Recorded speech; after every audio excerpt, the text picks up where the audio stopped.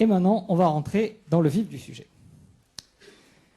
Donc ce qu'on va voir au début, pour ceux qui savent déjà à peu près ce que c'est que le responsive design, vous pouvez dormir pendant cette première partie. On va expliquer ce que c'est et comment on le fait. On va montrer on va montrer ça avec un navigateur.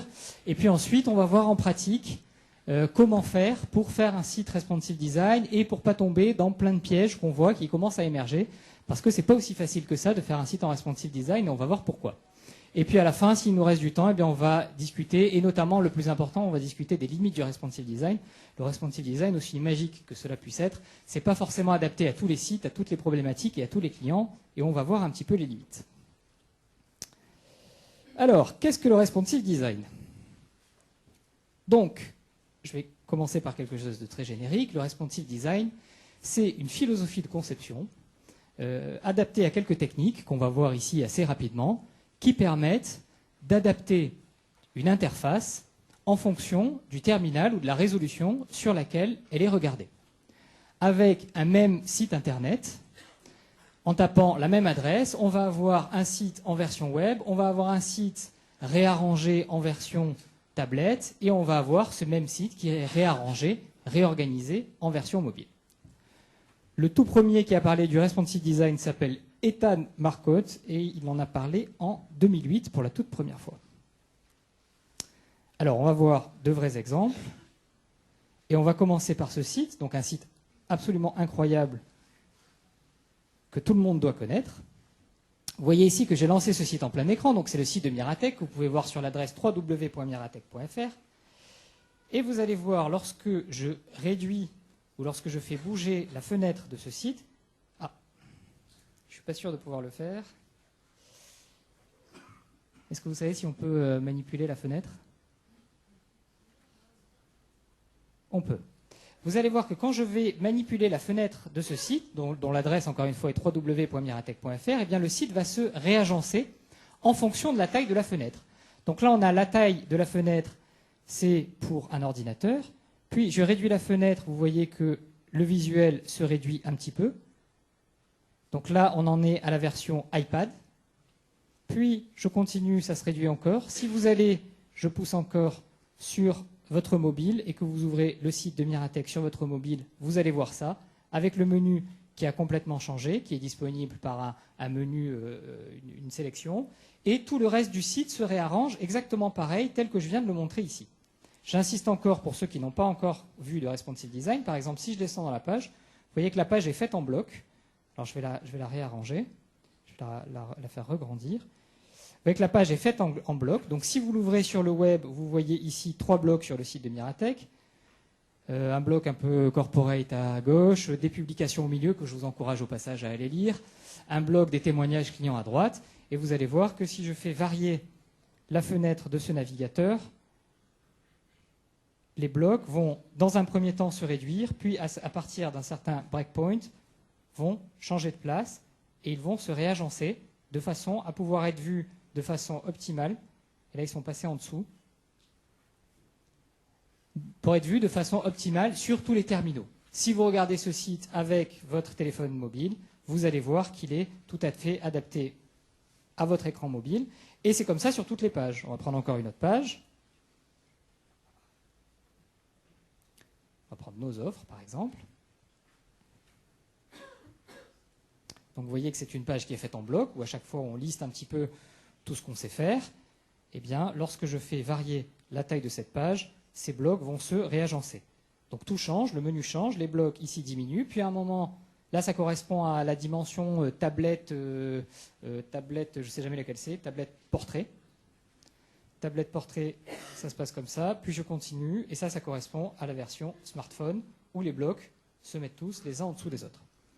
Et tout ça, c'est disponible avec une seule URL, qui est l'URL de Miratech. Il n'y a pas plusieurs sites, il n'y a pas un site mobile, il n'y a pas un site tablette, etc. C'est le site en lui-même qui se réarrange, dont les blocs se réarrangent quand on change de résolution, quand on change de taille d'écran. Et tout bouge, pareil, vous voyez le logo qui est là. Et bien là, il passe au-dessus, pareil, c'est pour tablette. Ça, c'est aussi pour les mini iPad. Donc si vous l'ouvrez sur un mini iPad, vous voyez ça. Et sur un iPad ou sur un site web, vous voyez ça. Voilà pour le site de Miratech.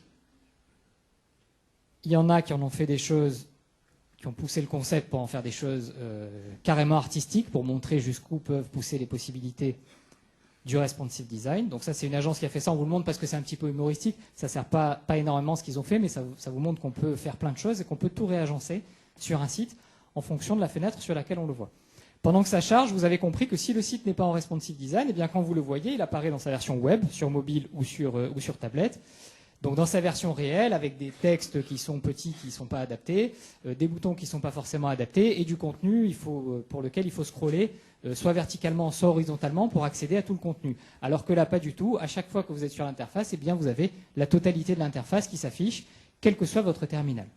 Encore un avantage du responsive design, c'est que lorsque les terminaux évoluent, justement, on est passé au mini iPad, il y a des tablettes maintenant qui ont des dimensions bizarres. Par exemple, la Kindle Fire d'Amazon, elle a des dimensions qui n'est pas exactement comme les autres tablettes. Eh bien, le site est toujours valable. Alors là aussi, on a un exemple un petit peu poussé, où quand on fait varier la fenêtre, eh bien, c'est carrément tout le site qui va se réagencer. Donc là, on avait la version web, ça c'est la version tablette, et à la fin, on a un petit robot qui se met en place, et ça c'est ce que vous voyez quand vous avez la version mobile. C'est les éléments du site qui se réagencent les uns avec les autres. Vous pouvez aller voir ça, ça c'est plutôt humoristique, c'est pas vraiment le genre de choses qu'on fait en priorité avec le responsive design. Et vous allez voir ce qu'on fait avec le responsive design. Donc l'avantage, c'est qu'il y a une unique version du site internet, donc des coûts de maintenance qui sont allégés. Et pour le référencement, c'est excellent parce que vous n'avez pas besoin de référencer des sites mobiles, un ou des sites mobiles et un site internet, mais vous référencez qu'un seul et même site, tout renvoie vers ce site-là. Et pour le référencement, pour Google et les autres moteurs, c'est comme si vous aviez un seul site avec une bien meilleure notoriété. L'inconvénient, le plus gros inconvénient, c'est que ça demande un travail plus poussé en amont parce que, eh bien, quand vous faites votre site, pour chaque taille d'écran, pour chaque résolution, il va falloir penser votre site. Il va falloir arbitrer entre ce qu'il faut garder sur le site, le graphisme, comment disposer les blocs et éviter plein d'erreurs ou suivre plein de bonnes pratiques que je vais essayer de vous montrer ici, un petit peu en vrac et un petit peu rapidement. Donc pourquoi le responsive design? Vous avez compris, je passe tout ça, pour pouvoir s'adapter à tous les écrans. Il y a plein d'écrans avec plein de résolutions qui sont différentes et ça ne cesse de varier. Donc il faut bien s'adapter à tous ces écrans.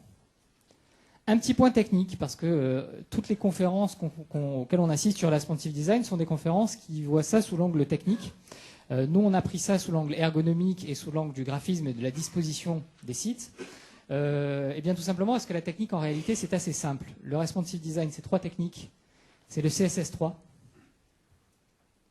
C'est des grilles fluides et qu'on fait notamment en HTML5 et avec lesquelles on code en pourcentage au lieu de coder en pixels fixes. Ce que beaucoup de sites font déjà sans vraiment faire du responsive design. Et c'est un redimensionnement de photos et de vidéos, de sorte que lorsque on détecte qu'il y a un écran de type mobile, eh bien on met des photos ou des vidéos qui soient plus légères, ou alors on en supprime quelques-unes, de façon à ce que le site soit aussi visible en mobilité. Mais globalement, ces techniques-là sont des choses qui sont connues, c'est pas sorcier, et n'importe quel bon développeur ou n'importe quel bon intégrateur, même sans avoir fait du responsive design avant, peut savoir faire ça. Le vrai enjeu du responsive design, c'est pas se planter et faire un site ergonomique et faire un site qui correspond bien, et vous allez voir qu'il y a pas mal de choses à savoir faire. Donc en pratique, les règles du responsive design. Parmi les choses à savoir, il y a le plus important quand on commence à faire son responsive design, comment présenter les menus. Ça, c'est important parce que c'est la première question qu'on se pose et ça va influer sur tout le reste, notamment le graphisme et notamment l'organisation du site. Donc, on a recensé 7 façons de faire, certaines avec leurs points forts et leurs points faibles, et je vais vous dire un petit peu lesquelles on préfère. Je vais vous les passer rapidement en pratique.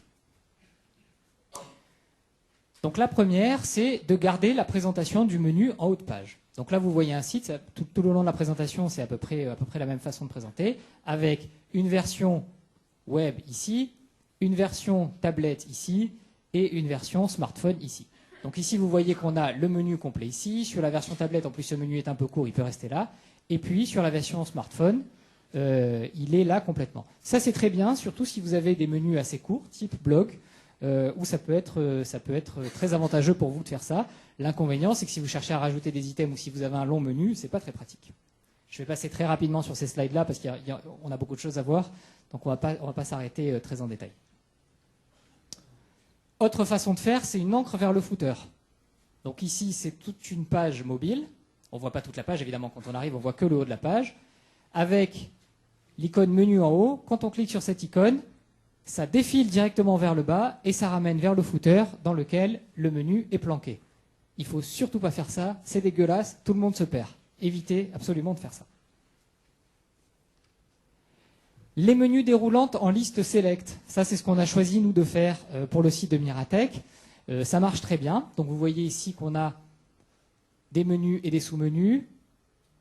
Ici, sur la version iPad, c'est assez astucieux. Ils ont passé, c'est un deuxième menu, ils ont passé un deuxième menu à gauche. Et sur la version mobile, ils ont mis ça en menu select. Donc quand vous cliquez, vous avez une liste déroulante qui apparaît avec directement les menus qui sont là. Ça c'est super bien parce que notamment quand on met une liste select, c'est pas dépendant du device sur lequel on va l'utiliser. Qu'on utilise un Android, qu'on utilise un iOS, quel que soit ce qu'on utilise, forcément ça va utiliser la liste select qui est native du device qu'on utilise, et donc ça va faire quelque chose de joli et ça va tout de suite faire quelque chose d'intégré. Donc nous en tout cas c'est ce qu'on a choisi pour Miratech. Autre façon de faire, qui est très jolie aussi, ça revient un petit peu au même, c'est le déploiement du menu, ce qu'on appelle en toggle. Donc ici on voit Starbucks, et quand on passe en version mobile, eh bien on a une petite icône qui est là, on clique sur cette icône et il y a le menu qui se déplie. C'est à peu près pareil que la liste select, sauf qu'on fait sa liste select soi-même directement en JavaScript. Le menu déroulant vers la gauche. Alors attention, sur Facebook, c'est pas du responsive design, mais on a mis quand même cet exemple-là parce que ça peut bien marcher. Donc vous avez la version mobile ici, vous avez toujours le petit icône menu, d'ailleurs gardez-le, cette icône tout le monde le comprend, on clique dessus et il y a un menu qui apparaît en se déroulant vers la gauche. Ça c'est très bien aussi. Menu uniquement dans le footer. Donc il y en a qui choisissent complètement de supprimer le menu et qui le gardent dans le footer.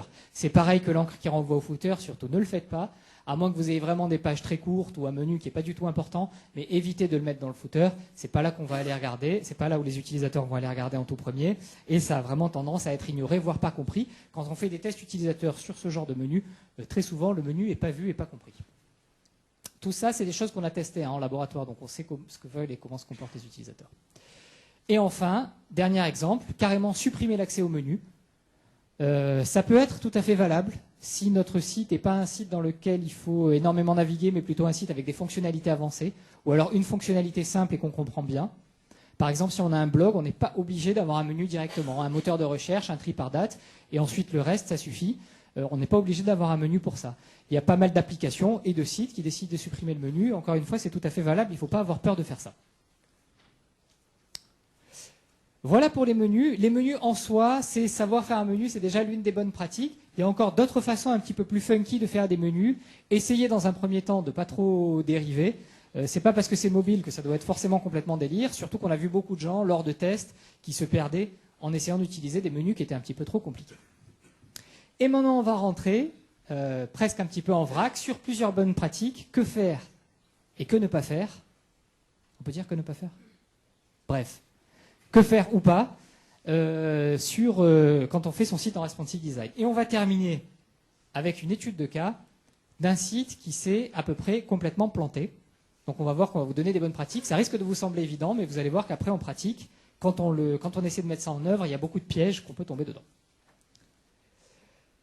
Donc première chose à faire, adapter les visuels au support. Donc on a déjà vu que sur le plan technique, il fallait que les visuels soient de taille et de poids réduits pour pouvoir être chargés rapidement et notamment en termes de mobilité.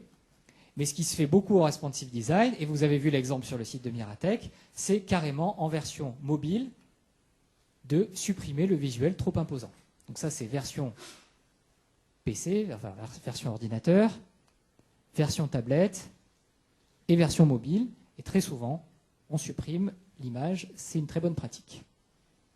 Encore un exemple. Vous voyez, il y a cette grosse image-là. Et bien, cette grosse image-là, en version smartphone, on ne la remet pas. Pareil ici. Il y a ça. Ça permet d'illustrer, c'est très joli, mais ça n'a rien à faire sur une version mobile. Et là, c'est 3 très bonnes pratiques. 3 très bons exemples. Ici, toujours pareil. Alors, c'est des visuels un petit peu particuliers, c'est les icônes. Vous voyez un menu avec des petites icônes sur le menu. Et ici, eh bien, ils ont choisi donc, de mettre le menu tout en haut. Hein, ça, on a vu que c'était une bonne chose. Mais ils ont supprimé les icônes. Très important, ne faites surtout pas l'inverse. Ça, on a vu beaucoup de gens qui se plantaient en faisant ça. S'il n'y a pas forcément la place pour un menu, il vaut mieux laisser les intitulés du menu plutôt que de laisser que les icônes. Parce que le premier truc qui vient en tête, c'est on n'a pas de place, on va laisser que les icônes de ce menu. Et ça, c'est un gros truc ergonomique. Si on laisse que les icônes, eh bien, pour la plupart des icônes, les gens vont se paumer. Imaginez que là, on n'avait pas mis, je ne sais pas ce qu'il y a écrit, Marketing Monster, mais qu'on avait mis ce petit truc-là, ou ce petit pinceau, eh bien, personne n'aurait su ce que ça voulait dire. Donc surtout, faites gaffe. Ce n'est pas parce que vous manquez de place sur une interface mobile qu'il faut laisser que des icônes. Au contraire, n'hésitez pas à écrire les choses pleinement.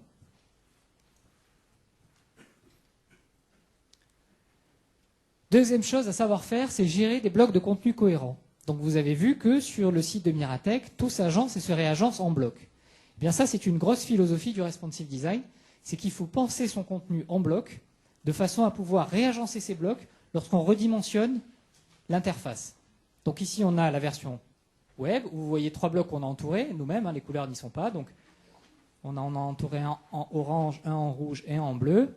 Ensuite, là, on a la version tablette, où le bleu passe en dessous. Et on a la version smartphone, où le orange est réduit, le rouge passe en dessous, le bleu passe en dessous. Et vous constatez au passage que les blocs sont aussi réduits. On ne garde pas tout du bloc orange, on ne garde pas tout du bloc rouge, on ne garde pas tout du bloc 2. Donc il y a une sélection des contenus à faire, mais surtout, important à savoir, il faut absolument penser en bloc quand vous pensez à responsive design. Toujours pareil, ça s'adapte aux colonnes, c'est réduire le nombre de colonnes. Donc là, on a une version web avec 4 colonnes, une version iPad avec seulement 2 colonnes, et quand on passe en version smartphone, il n'y a plus qu'une colonne. C'était l'exemple que je vous montrais notamment sur ce site merveilleux qui est le site de Miratech. Gros piège du responsive design, gros piège dans lequel 2 clients sur 3 nous tombent, c'est d'arriver à garder une taille de page respectable, notamment quand on passe en mobile. Parce que ce qu'on veut faire quand on fait du responsive, c'est absolument tout garder sur sa version mobile. Le problème, c'est que ce qui rentre sur du web, quand on le met en tout petit, en tout resserré sur du mobile, ça peut faire des pages très grandes. Alors ici, on a un exemple réussi du site de la campagne d'Obama. Donc ça, c'est de la version web. Donc on a fait un screenshot de toute la page web. Normalement, le fold est à peu près ici. Le fold, c'est la ligne de flottaison. Et en version mobile, eh bien, ils ont tout réduit et ils n'ont pas remis tous les textes. On verra après des exemples, et notamment sur l'exemple final qu'on verra, de gens qui se sont complètement laissés avoir et qui ont fait des choses qui devenaient complètement illisibles. Voilà, pareil ici. On a en version web, on essaie de mettre, c'est souvent la version la plus exhaustive, et sur mobile, eh bien, on essaie de simplifier pour plusieurs raisons. Bien, la première, comme on a dit, c'est que ça ne tient pas forcément dans la page. Et la deuxième, c'est qu'en plus, en situation de mobilité, on n'a pas forcément besoin, on n'a pas forcément le temps, on n'a pas forcément la connexion pour pouvoir tout charger. Point très important, suggérer les éléments cliquables. Alors ça, c'est une question d'affordance. Est-ce que quelqu'un sait ce que c'est que l'affordance? Celui qui trouve gagne un porte-clés Miratech. Je sais que vous en avez rêvé là chez vous. C'est quoi l'affordance?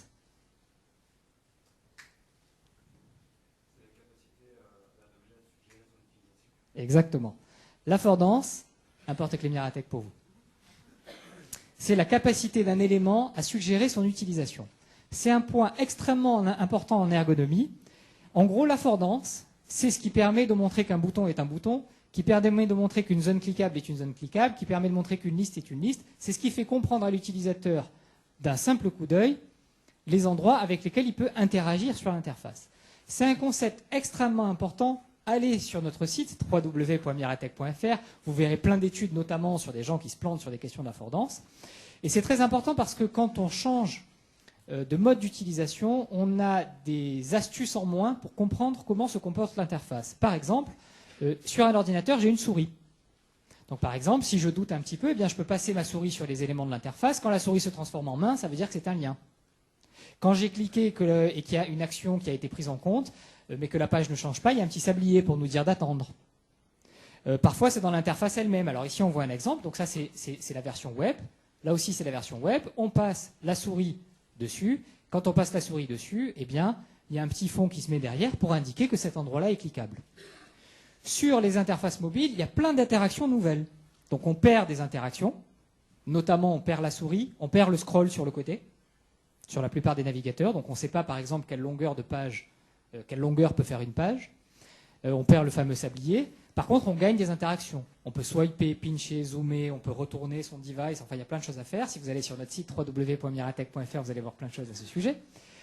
Mais l'idée, à chaque fois, et le plus difficile, c'est de pouvoir montrer, avec une interface unique, que les choses sont actionnables ou manipulables, à la fois avec une souris à partir d'un ordinateur, et à la fois avec les doigts à partir d'une interface tactile. Donc ici, on a un exemple. Encore une fois, on passe sa souris, ça se transforme en bouton, donc on peut comprendre que c'est un bouton. Et exemple réussi, sur une interface mobile, on encadre ces boutons, donc ça c'est l'interface iPad, pour montrer un petit peu mieux, pour montrer un petit peu plus que c'est un bouton. On a encore cet exemple ici. Vous voyez, le menu est là, on passe sa souris, ça s'active, on voit grâce à la souris, on comprend que c'est un bouton.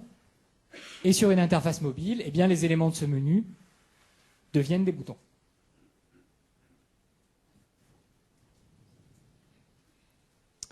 Toujours pareil. Enfin, c'est pas exactement de l'affordance, mais ensuite, c'est adapter les choses au tactile. Par exemple, ici, on a une version web. Ici, on a une version mobile où le menu doit se mettre suffisamment gros pour que ce soit touchable, pour que ce soit cliquable sans faire d'erreur. Et ça d'ailleurs c'est un point qui est très important quand on fait du responsive design. Comment faire ces boutons? Est-ce qu'il faut faire des boutons spécifiquement adaptés? Est-ce qu'il faut faire des boutons pour les deux? Et il faut faire gaffe de ne pas tomber dans le piège. Par exemple, si vous allez sur le site de Miratech, eh bien aussi extraordinaire qu'il soit, vous verrez que sur le web, les boutons apparaissent peut-être un petit peu gros. C'est un choix qu'on a fait de façon à ce qu'ils soient quand même cliquables, quand même manipulables sur une interface tactile. On a essayé de faire gaffe. Mais vous verrez certaines agences ou certaines sociétés qui se sont laissées avoir. Et si vous allez sur leur site web, il y a des boutons énormes et le site web devient complètement ridicule. Évidemment, il est bien adapté sur le tactile, mais ils se sont complètement laissés avoir dans un sens. Et puis après, on va voir l'autre exemple de sites qui n'ont pas su s'adapter au mobile et qui, pour le coup, ont gardé des zones d'interaction toutes petites. Et évidemment, quand on clique, la probabilité de faire une erreur est très grande. Donc là, ici, on a un bon exemple où le menu devient plus grand. Ici aussi, le menu prend toute la largeur du smartphone. C'est plus difficile de le rater.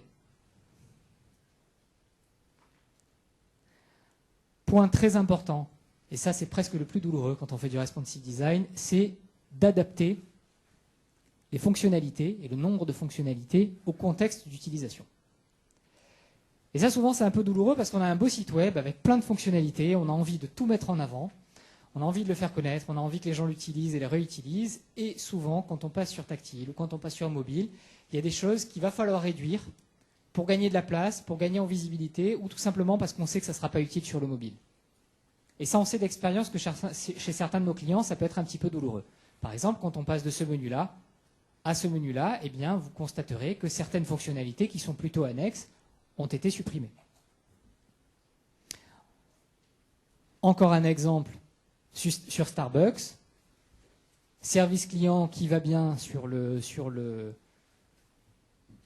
web, eh bien, on a tendance à le supprimer sur le mobile, encore plus sur le smartphone. Par contre, on laisse absolument trouver une boutique, parce que trouver une boutique, pour le coup, en situation de mobilité, ça sera très utile, peut-être même au moins autant utile que sur une interface web. Pareil ici, sur le Boston Globe. Le Boston Globe, c'est un très très bon exemple de site média qui est réussi. D'ailleurs, à ma connaissance, c'est le seul qui est vraiment réussi en responsive design à faire quelque chose. Quand on passe du web au mobile, on garde que le login. Pourquoi est-ce qu'on garde le login en situation de mobilité? Parce que c'est le plus important et que justement, quand on est en situation de mobilité, le login, c'est souvent un raccourci pour retrouver ses contenus ou ses fonctionnalités préférées. Et justement, on n'a pas forcément le temps de tout naviguer pour retrouver les choses qu'on aime bien. Donc ça, nous, au début, ça nous avait semblé un petit peu contre-intuitif, puis à force de tests et à force de faire des sites, on a compris. Garder le login sur une interface mobile, c'est extrêmement important et on va voir des exemples d'autres sites qui le font.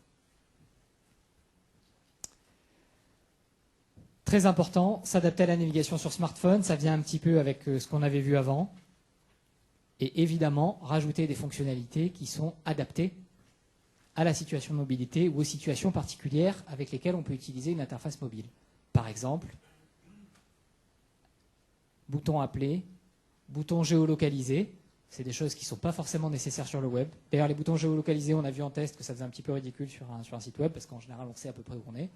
Par contre, géolocaliser sur un smartphone, c'est très important, donc c'est vraiment des fonctionnalités qu'il faut penser à rajouter.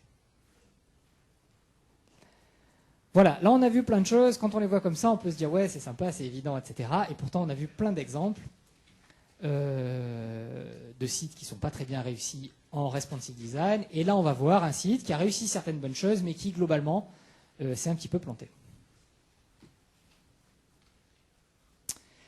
C'est le site topachat.com. Donc certains d'entre vous le connaissent peut-être, c'est un site de vente en ligne. Il faut dire, avant de commencer à leur taper dessus, que c'est très courageux ce qu'ils ont fait, notamment un site de vente en ligne, un site plutôt complexe, vouloir le rendre responsive design, c'est du boulot et bravo. Mais justement, on va commencer un petit peu ici à toucher les limites. Alors, le menu, ça c'est bon.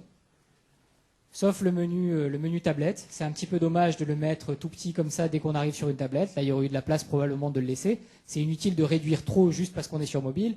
Et là, pour le coup, la version tablette, elle est un peu déséquilibrée. Mais le menu, pour le coup, il est à peu près dans les standards, comme on a vu précédemment. Il est suffisamment large, il y a une bonne suggestion des éléments cliquables ou affordances. Encore une fois, le menu ne pose pas de problème. Les visuels. Donc ça, c'est bon. Ils ont supprimé, notamment, on voit ce gros visuel qui sert pas directement dans la fonctionnalité principale du site, qui a été supprimé sur la version mobile. Ça, c'est très bien. Par contre, les images en termes de poids n'ont pas été redimensionnées. Donc ça prend des plombes quand vous êtes en situation de mobilité et que vous essayez de voir ce site. Ce n'est pas écrit ici. Mais beaucoup d'erreurs. Alors notamment celle qu'on avait vue précédemment. Un scroll beaucoup trop important. Ici, vous voyez une page mobile sur laquelle ils ont voulu tout laisser. Donc là, la page est en entier. Et il y a énormément de choses inutiles sur cette page qui auraient mérité d'être supprimées. Donc ça n'a pas du tout été repensé pour le mobile. Par exemple, ils ont laissé les guides et assistants, qui sont des choses typiquement qu'on ne va pas forcément consulter en mobilité, ou qu'on peut avoir par l'intermédiaire d'un lien, mais plutôt caché, qu'on n'est pas obligé d'avoir sur toutes les pages. Alors on a bien conscience qu'il y a beaucoup de choses qui ont été faites aussi pour le SEO. Mais si vous allez sur ce site, vous allez voir que du coup ça pousse un petit peu les choses à l'extrême. Et si ça a été fait vraiment pour le SEO, comme on le suppose, c'est vraiment c'est vraiment tuer son interface juste pour le SEO. C'est un petit peu dommage, il faut arriver à trouver le bon juste milieu. Sur beaucoup de pages, et notamment sur les formulaires, et ça c'est le plus important, ça n'a pas du tout été repensé pour le mobile. Donc c'est remis en page, mais avec des zones de pointage très restreintes. Et si vous allez dessus, vous allez essayer de commander quelque chose, et vous allez voir que c'est très très difficile d'utiliser les filtres, d'utiliser les tris, etc. Donc encore une fois, ça a été réagencé en bloc, remis en page, mais après ça c'est pas du tout un formulaire mobile. Alors là c'est vu en gros, donc ça semble bien, mais il faut imaginer de voir ça sur un smartphone, c'est presque impossible d'utilisation, à tous les coups on tape à côté. Le taux d'erreur est de 100%. Ici, on a dit ce qu'il ne fallait pas faire, c'était supprimer les légendes des icônes. Alors non seulement sur la version smartphone, ça c'est pas bien, mais dès la version tablette. Alors encore là, ça va. C'est plus une remarque générale, mais là ça va. Juste que leur panier ne ressemble pas très bien à un panier. Donc c'est dommage, il vaut mieux mettre le panier, vous voyez le truc tout simple, le panier stylisé. Et mon compte, on comprend à peu près que c'est mon compte. En tout cas, d'après leur position, en haut à droite, on peut comprendre que c'est ça. Mais plus globalement, évitez de faire ça. Il vaut mieux, s'il y a la place, laisser le mot mon compte et le mot panier ou mon panier pour arriver à ne pas perdre l'utilisateur. Et enfin, et ça c'est le pire de tout, le péché suprême, c'est de ne pas aller au bout du responsive design. Donc vous avez fait tout ça, vous êtes tapé des pages impossibles, vous êtes allé sur des filtres, vous êtes planté 1000 fois, etc. À la fin, vous avez trouvé votre produit, vous êtes content, on doit vous donner une médaille. Et en réalité, quand vous arrivez dans le tunnel d'achat, il y a certaines pages, et on imagine que c'est pour des raisons de contraintes techniques, qui n'ont pas du tout été rendues responsives. Donc quand on arrive sur le panier, qui est pourtant une page critique, et ben là on a une page qui renvoie directement vers une version web. Et là, ça devient complètement illisible. Alors justement, quelques points de discussion, et le plus important, c'est les limites du responsive design. Responsive design, tout le monde devrait en faire, presque tout le monde devrait en faire, mais pas toujours et pas à tous les coups. Déjà, techniquement, on peut le faire. Il faut savoir que techniquement, absolument tous les sites peuvent être rendus en responsive design. Encore une fois, c'est plus une philosophie de conception qu'une limitation technique. La technique, c'est très simple, c'est les techniques que vous utilisez déjà. Par exemple, c'est très adapté pour les sites de présentation ou les sites d'agence. Ce merveilleux site que vous connaissez tous, le site de Miratech, là, par exemple, c'est très adapté. Les agences de design, évidemment, dès qu'il y a peu de contenu, dès que c'est des sites de présentation, des sites corporate, le responsive design, c'est parfait.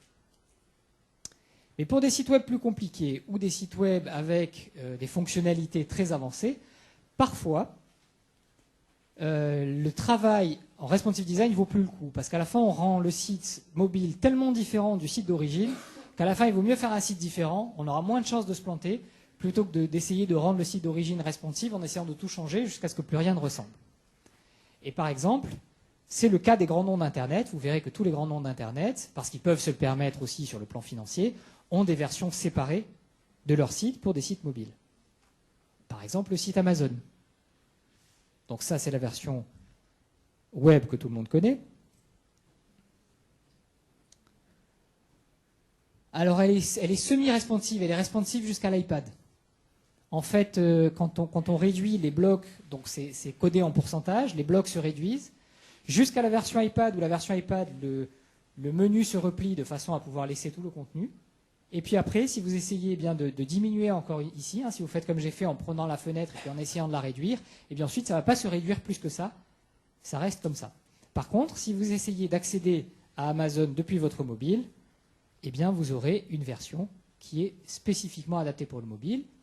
Il y a quelques défauts, mais disons qu'elle est plutôt bien faite pour le mobile. Et là, tout est absolument optimisé pour le smartphone. Donc là, évidemment, le menu est présenté complètement différemment. Ça, on a vu qu'on pouvait le faire en responsive aussi. Mais si vous regardez tout le reste du site, c'est beaucoup plus optimisé pour le smartphone. Google, pareil. Ça, c'est la version web que tout le monde connaît bien. Et la version mobile, que beaucoup d'entre vous connaissent ici. Avec, comme on a dit, la géolocalisation très importante en situation de mobilité et des fonctionnalités particulières qui sont liées aux besoins de l'utilisateur.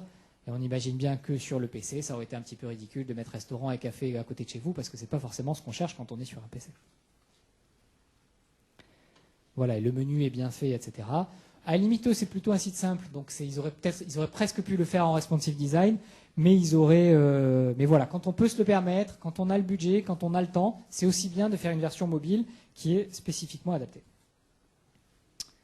Pareil pour le site Google Maps, avec des fonctionnalités complètement différentes. Le site Google Maps n'est pas du tout fait en responsive design.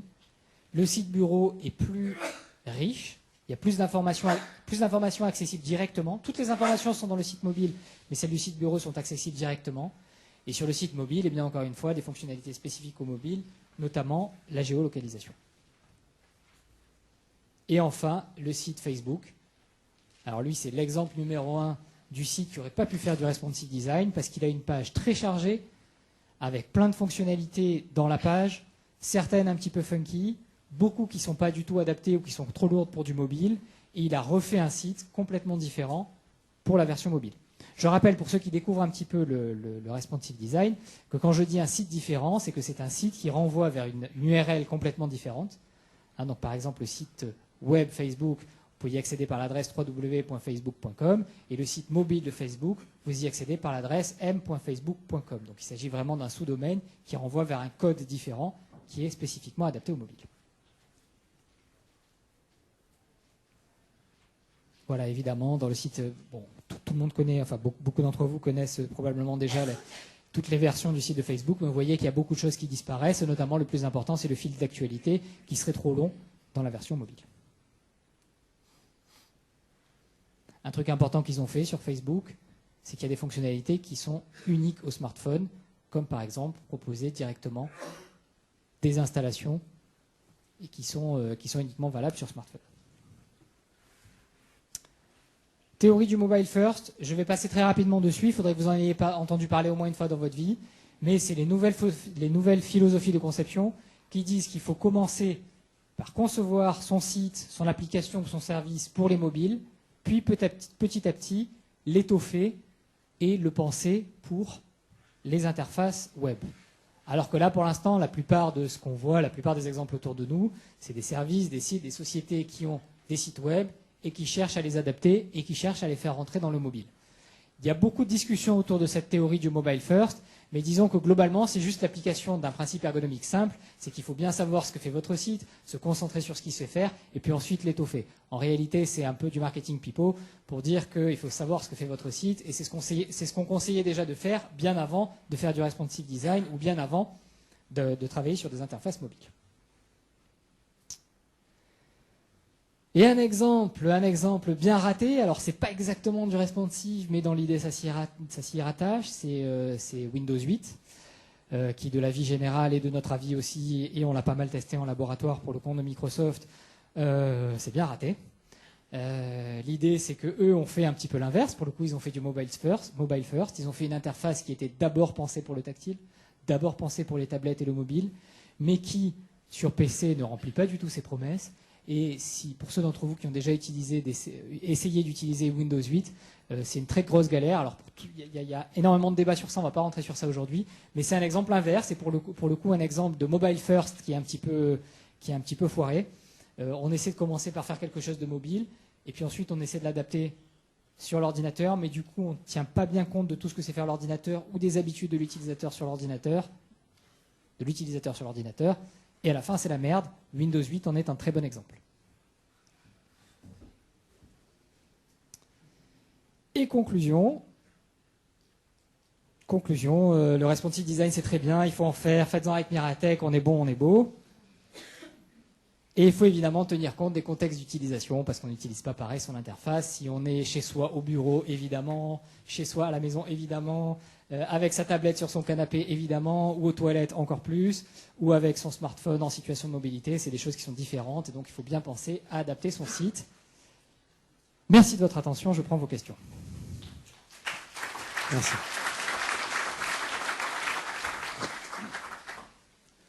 On va prendre une ou deux questions, s'il y en a.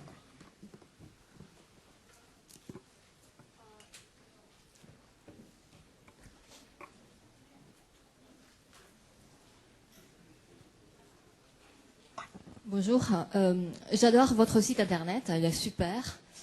Et la question est technique. Je voulais savoir à propos de Media Query, est-ce que vous suggérez plutôt d'utiliser une feuille de style CSS par Media Query ou plutôt de mettre tout dans la même feuille CSS, dans le même fichier CSS? J'ai chez nous notre responsable technique qui fait comme ça, donc je pense qu'il y a un petit débat. Je ne pourrais pas vous répondre tout de suite. Venez nous voir après, on vous dira.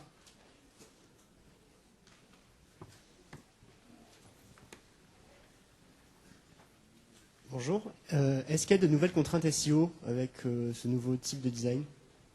Non, au contraire, c'est génial et c'est la fête au SEO.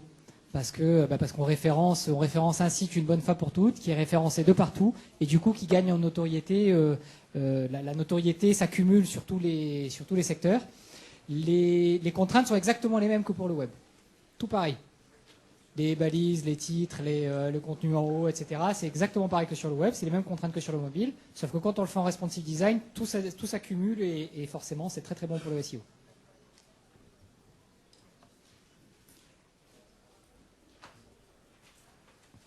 Bonjour.